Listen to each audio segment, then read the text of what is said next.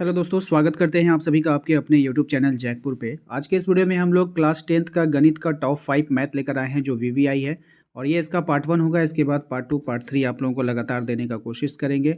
और ये सभी सवाल जो है आप लोगों के प्रीवियस ईयर पे आधारित होगा। जैसे कि आपको क्वेश्चन नंबर 1 दिख रहा है, ये 2022 में पूछा गया है। ठीक है, अभी आपको जितना भी सवाल बताया जाएगा वो प्रीवियस ईयर पे आधारित होगा और वीवीआई होगा। ठीक है, परीक्षा में आने की इसकी कोई गारंटी नहीं है। अगर आप लोग ये सोच कर आए हो कि पूरा इसको पढ़ करके आप जाओ और ये आ जाए, तो इसकी गारंटी मेरी नहीं है। ठीक है, आप अभी चाहो तो हमारी वीडियो को छोड़कर जा सकते हो। ठीक है, तो चलिए शुरू करते हैं। यहाँ पे देखिएगा, यहाँ पे कहा जा रहा है कि एक शंकु की ऊंचाई 12 सेंटीमीटर है और आधार की त्रिज्या जो है वो 7 सेंटीमीटर है। इस शंकु का आयतन आपको निकालना है। ठीक है, सबसे पहले जो आपका फॉर्मूला याद रखना, ठीक है ना। तो यहाँ पर अगर आप देखोगे शंकु की ऊंचाई आपको दिया है, तो ऊंचाई को हम लोग अंग्रेजी में एच बोलते हैं। तो ये आपको 12 सेंटीमीटर दिया है यहाँ पे, तो 12 सेंटीमीटर आपको लिख देना है। त्रिज्या आपको कितना दिया है, 7 सेंटीमीटर, तो आप यहाँ 7 सेंटीमीटर लिख दो। इसके बाद शंकु का जो आयतन होता है वो फॉर्मूला होता है 1/3 पाई आर स्क्वायर एच। ठीक है, इसको याद कर लेना। उसके बाद देखना यहाँ पे 1/3 लिखे, पाई का मान 22/7 यहाँ पे रखना है। और आर स्क्वायर का मतलब होता है कि 2 बार लिखना होगा त्रिज्या को। जैसे आर स्क्वायर है ना, तो आर स्क्वायर का मतलब होता है आर गुना आर, यानी कि आपको 7 गुना 7 लिखना होगा यहाँ पे। और एच तो आपका 12 है, तो 12 हो जाएगा हाइट। ठीक है, तो अब यहाँ पर देखो यहाँ पे हुआ क्या है। यहाँ पे इस 3 से इस 12 को काट दिया गया है 4 बार में, और इस 7 से 7 को काट देना है आपको। ठीक है, आप भी काटिएगा, अगर नहीं काटिएगा तो फिर गलत हो जाएगा। तो आप देखो यहाँ पे ध्यान से, अगर यहाँ पे गौर से अगर आप देखोगे यहाँ पे, तो यहाँ पे आपका एगो यहाँ पे 1 बच गया, एगो यहाँ पे 22 बच गया, एगो यहाँ पे 7 बच गया, और एगो यहाँ पे 4 बच गया। ठीक है, यही तो बचा ना। अब इसको जब आपस में आप गुना करोगे, सबको आपस में आप गुना कर दो, 22 एकम 22 हो जाएगा, 7 चौके 28 हो जाएगा। तो ऊपर में 22, नीचे में 28, जब आप गुना करोगे 16, 8 दूनी 16 और 1 17, 2 दूना 4 और 2 दूना 4, 6 7 4 11 का 1, 4 1 5 और 1 6, 616 आ गया ना। तो 616 सेंटीमीटर स्क्वायर इसका आंसर हो जाएगा। उम्मीद करते हैं कि आप लोगों को समझ में आ गया होगा। नेक्स्ट सवाल देखिए, काफ़ी आसान है। ये भी सवाल आपके 2022 के बोर्ड परीक्षा में पूछा गया है। यदि 3 4 5 17 और 21 का जो माध्य है वो 6 है, तो x का मान ज्ञात करना है आपको। ठीक है, काफ़ी यूनिक सवाल है। ठीक है, और छोटा है, आसान भी है। एग्ज़ाम में तकलीफ़ तब होता है जब आसान सवाल ना बन पाए, तो वो बहुत ज़्यादा तकलीफ़ देता है। सवाल जब हार्ड हार्ड आ जाए या फिर आउट ऑफ सिलेबस आ जाए तो बात तो समझ में आती है, लेकिन आसान सवाल भी जब ना बने ना, तो वही बात आपको तकलीफ़ देगी। ठीक है, तो यहाँ पे अगर आप देखोगे तो यहाँ पे x का मान आपसे पूछा है, तो माध्य बराबर होता है कुल प्रेक्षण, जितने भी प्रेक्षण है ना बाबू, सबको जोड़ देना है। और प्रेक्षणों की संख्या से भाग दिया जाता है, यानी कि जय जय को नंबर है, सबको जोड़ना है। और जेठो नंबर है 1 2 3 4 5, 5 को नंबर है तो 5 से भाग देना है। 6 को नंबर रहेगा तो 6 से भाग देंगे, 7 को नंबर रहेगा तो 7 से भाग देंगे। तो यहाँ पर हुआ क्या, देखो 3 है, 4 है, 5 है, 17 है और x है, सबको क्या करें, जोड़ दिए, नीचे 5 से भाग दे दिए। अब यहाँ पे देखो होगा क्या, अब बराबर 6 कहाँ से आया, तो बोला इसका माध्य कितना है, 6 है। तो आप माध्य ही ना निकाल रहे हैं, तो माध्य बराबर कितना है ये, तो माध्य बराबर जो रिजल्ट आपका निकल करके आएगा, इसका वैल्यू कितना होगा, यानी इसको आप सॉल्व करोगे तो आपका 6 आना चाहिए। बोला है माध्य बराबर 6 होगा। माध्य बराबर क्या होता है, प्रेक्षणों का योग बटे प्रेक्षणों की संख्या। लेकिन जब इसको आप सॉल्व करोगे तो आंसर 6 आना चाहिए, क्योंकि इसका माध्य कितना है, 6। ठीक है, अब इसको आप देखो क्या हो गया, ये 5 4 9 3 12, 12 और 17 कितना हो जाएगा, 29। और ये x तो जुटेगा नहीं, तो प्लस करके x को लिख देना है। नीचे में 5 है तो 5 लिख दीजिए, बराबर 6 है तो 6 लिख दीजिए। अब यहाँ पे आपको क्या करना है, क्रॉस में मल्टीप्लाई हो जाता है। ठीक है, क्रॉस में जब आप इसको मल्टीप्लाई करोगे, ध्यान से देखना क्या होगा यहाँ पर। ठीक है, यहाँ पे क्या होगा, 6 को 5 से गुना करेंगे, इसको 6 के नीचे कुछ नहीं तो 1 है, तो ये 1 के साथ गुना होकर तो उतने हो जाएगा ना। कोई भी चीज़ जब 1 के साथ गुना होता है तो 29 प्लस एक्स का 29 प्लस एक्स ही रह जाएगा, और 6 पंचे कितना हो जाएगा, 30 हो जाएगा। बात समझ में आया कि नहीं। अब यहाँ पर आप देखो, यहाँ पर क्या हो जाएगा, अब हमको एक्स का वैल्यू निकालना है। तो जैसे ही आप, जैसे यहाँ पे क्या हुआ है ना, हम इसको यहाँ पे लिख दिए, छोड़ दो इसको। ठीक है, हम यहाँ पे एक्स का वैल्यू निकालेंगे तो कितना हो जाएगा, 30, और ये 29 जाएगा उधर, क्या हो जाएगा, घट जाएगा। तो एक्स बराबर क्या निकल गया है, 1, तो 1 इसका आंसर हो जाएगा। बात समझ में आया कि नहीं। ठीक है, क्वेश्चन नंबर 3 पे आओ। क्वेश्चन नंबर आइए 3 पर। क्वेश्चन नंबर 3 में कह रहा है कि यदि पी ई बराबर 0.05 है तो ई नहीं होने की प्रायिकता क्या हो सकती है। ये क्वेश्चन 2010 में, 17 में और 22 में 3 बार पूछा गया है, इसलिए ये प्रीवियस ईयर का क्वेश्चन है, इसलिए ये इंपॉर्टेंट होता है आपके एग्जाम के लिए। ठीक है, तो पी ई बराबर क्या होगा, 0.05 होगा, इसको याद रखना है आप सभी को। तो पी ई नहीं होने की प्रायिकता क्या हो जाएगी, कोई भी चीज़ देखिए अपने आप में जो होता है ना, वो प्रायिकता 1 होती है। ठीक है, फुल प्रायिकता क्या होगी, 1 होगी। अब घटेगा बढ़ेगा, इसी 1 में घटना बढ़ना है उसका। ठीक है, तो जितना है तो उतना है ही है, जितना नहीं है इसलिए 1 में घटा कर बताएंगे। ठीक है, नहीं है। जो आपका जितना माल, मान के चलो आपके पास 1 लाख रुपया है, ठीक है, 1 लाख, आप 100 रुपया, आपने 5 रुपया, अब दिखा रहे कि मेरे पास 5 रुपया बचा है, तो आपने खर्चा कितना किया, तो उसी में ना घटाइएगा, उसी में घटा के ना बताइएगा हाँ आपने इतना खर्चा किया।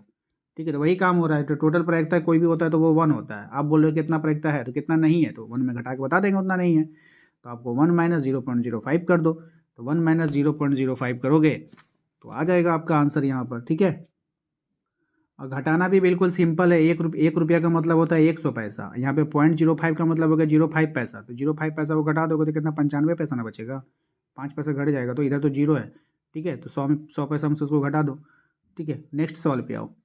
ये सवाल जो है आपका बोर्ड एग्जाम में पूछा गया प्रीवियस ईयर में 2 से 3 बार ये भी सवाल आया है। ठीक है, इसको अगर आप देखोगे, ये सवाल में कह रहा है कि एक आकृति में एक चतुर्थांश है OPBQ के अंतर्गत एक वर्ग है ABCD बना हुआ है। इस वाले को देखिए, एक चतुर्थांश दिया गया है। ठीक है, इस चतुर्थांश के अंदर एक वर्ग बना हुआ है। ठीक है, इसको आप अच्छा से बना लेना, और ये वाला एकदम पूरा बराबर होना। ये आयताकार दिख रहा है ना, आयताकार नहीं होगा बाबू, वर्गाकार होगा। ठीक है, ये बराबर है। तो वर्ग है OABC बना हुआ है। यदि OA 20 सेंटीमीटर, ये O से A की लंबाई जो है वो 20 सेंटीमीटर है, तो छायांकित भाग का क्षेत्रफल ज्ञात कीजिए। ये जो भाग छायांकित है ना बाबू, ये इसको क्षेत्रफल निकालना है। सिंपल सी बात है, आप इसको दिमाग में रखो। अगर हम ये पूरे के क्षेत्रफल को निकाल लें, ये वाला जो क्षेत्रफल है इसको अगर हम निकाल लें और उसमें इस वाले एरिया को घटा दें, तो छायांकित भाग निकल जाएगा। ठीक है, यही काम होने वाला है आज के इस सवाल में, बस इसको ध्यान से देखिएगा। ठीक है ना, कह रहा है चतुर्थांश का जो त्रिज्या होगा, अब ये और ये इसकी बात करते हैं। ठीक है, इसका जो त्रिज्या होगा, तो त्रिज्या कौन होगा, ये वाला त्रिज्या होगा ना, ये त्रिज्या होगा यहाँ से ई बिंदु से ई बिंदु। तो जब आप इस बिंदु से ई बिंदु को मिलाओगे तो OB होगा त्रिज्या। तो OB क्या है हमारा, कर्ण का स्क्वायर होता है। तो कर्ण का स्क्वायर बराबर लंब का स्क्वायर जोड़ आधार का स्क्वायर, ये बनता है ना, तो इसलिए हमारा OA स्क्वायर AB स्क्वायर लिखे यहाँ पर। ठीक है, और इसका जो स्क्वायर होगा OB स्क्वायर, तो स्क्वायर हटेगा तो रूट चढ़ेगा। ठीक है, सिंपल है। देखो ये डायरेक्ट यहाँ पे लिखा गया है। इसका अगर बेसिक फार्मूला से अगर हम जाते तो OB का स्क्वायर, ठीक है, फिर होता है आपका OA स्क्वायर, फिर होता है प्लस AB स्क्वायर। ये यहाँ पे आप चाहो तो इसको पहले लिख सकते हो यहाँ पे, उसके बाद आप इस वाले लाइन को लिखना। ठीक है, तो अब यहाँ पे जैसे कि ये स्क्वायर हटेगा तो ये इस पर क्या हो जाएगा, रूट चढ़ जाएगा। तो ये डायरेक्ट आपका यहाँ पे दिख रहा है कि OB बराबर root under OA square plus AB square. अब यहाँ पे OA का वैल्यू कितना है, 20 दिया हुआ है पहले से। OA कितना है, 20 है, और AB भी कितना है आपका, 20 होगा। क्यों होगा, क्योंकि ये एक वर्ग है। क्या है, वर्ग है। और वर्ग की प्रत्येक भुजा क्या होती है बाबू, बराबर होती है। आपको पहले ही कह दिया ना, सवाले में कह दिया कि अंतर्गत एक वर्ग है। और वर्ग क्या होता है, उसका सभी भुजा क्या होता है, बराबर होता है। और जब आपका ये वर्ग है तो OA जितना होगा उतना AB भी होगा, उतना BC भी होगा, उतना OC भी होगा, सब बराबर होगा। तो इसीलिए हमने OA square plus AB square का 20 गुना 20 स्क्वायर कर दिया, 20 का 400, फिर इसका भी 400 हो गया। 400 400 को जोड़ोगे कितना हो जाएगा, 800। अब 800 को तो सॉल्व करना है, तो सॉल्व कैसे करेंगे वो देखिए। यहाँ पे सॉल्व करने के लिए क्या किया हम लोगों ने, यहाँ पे 800 को तोड़ा है 20 गुना 2 में, 20 दूना 400, 400 दूनी 800। अब 2 पे एगो बाहर हो जाता है, आप लोगों को पता ही होगा। तो 2 को 20 पर एगो 20 क्या आ गया, बाहर आ गया। अंदर में क्या बच गया, √2। तो ये जो आप निकाले हुए क्या निकला है, OB निकला है। OB का मतलब इसका त्रिज्या निकल गया आपका। अब त्रिज्या निकल गया, चतुर्थांश OPBQ का क्षेत्रफल निकाल लीजिए। ठीक है, तो चतुर्थांश का जो क्षेत्रफल 1/4 पाई आर स्क्वायर होता है। ठीक है, अब यहाँ पे 1/4 लिखिए, पाई का मान ले लीजिए 3.14।